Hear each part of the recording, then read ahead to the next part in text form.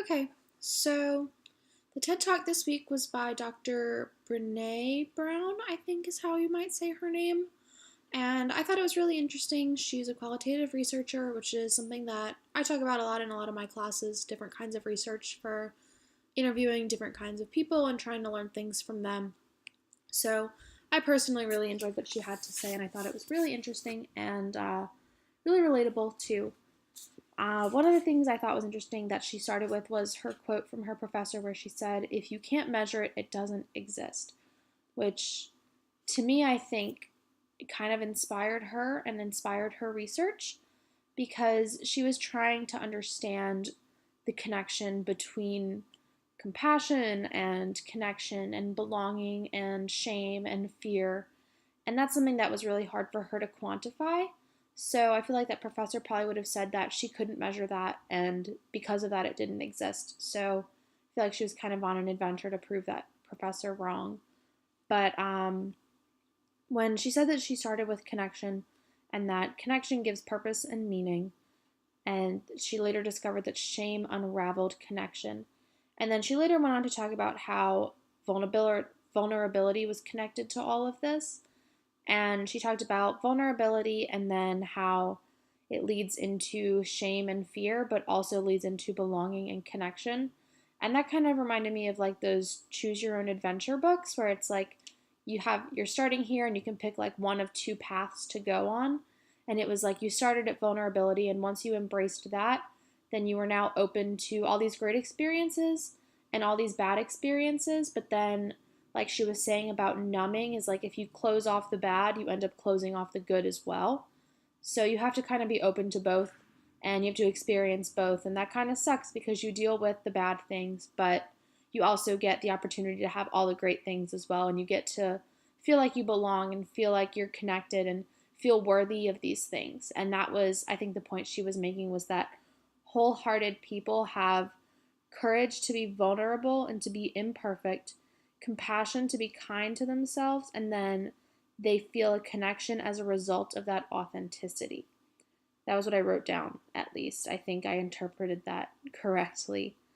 Um, I tried really hard to connect this to state legislation and federal legislation, like the prompt asked, and I really didn't come up with much. One of the things that she said that I thought was relevant, at least, was that religion has become certain. And basically, she was saying that, like, rather than people being like, oh, I have faith that this is what I believe, it's kind of like a I'm right and everyone else is wrong kind of situation. And that's what religion has kind of evolved into in our society. And I think that we definitely see that playing out in our politics. Maybe that is on a state level with the first thing I can think of is gay marriage from our prompt last week, and how some states are choosing to be more religious and let their county clerks make religious based decisions, even though federally that has been decided that gay marriage is okay. And that doesn't make a lot of sense to me, but that's one of those instances I think where we see religion playing out in politics in an area where maybe it doesn't belong, in states making decisions based on religion, even though federally a decision has been made already for the whole country. And one of the other things she said was that politics no longer has a discourse, it's just kind of become blame. And I think that that is something I see a lot in articles of one side will say, you guys always, you know, got on Obama for doing this thing, but here Trump is, he's doing it now. And then the other side will be like, well, you guys are getting on Trump for doing this, but look, Obama did it too. And that's not really productive in any way because it's not solving any issue if there is one. It's just pointing fingers in one direction and then pointing them back in the other direction. And it's not really accomplishing anything, and it causes arguments between people. And but it's not a discourse like she was saying. It's just people kind of arguing and not really willing to see each other's sides.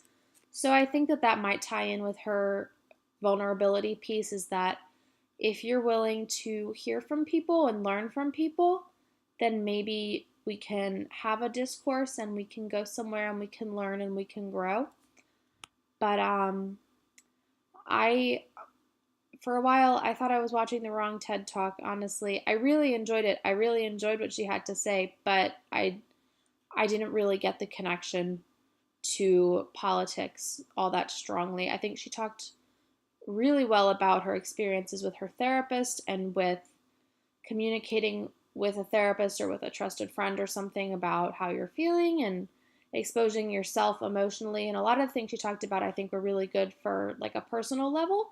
So I really enjoyed that part. I thought it was good. I would listen to her again, but like I said, I didn't really get the political connection all that strongly. But I don't know, maybe I missed something. But that's just what I thought of it. Thanks.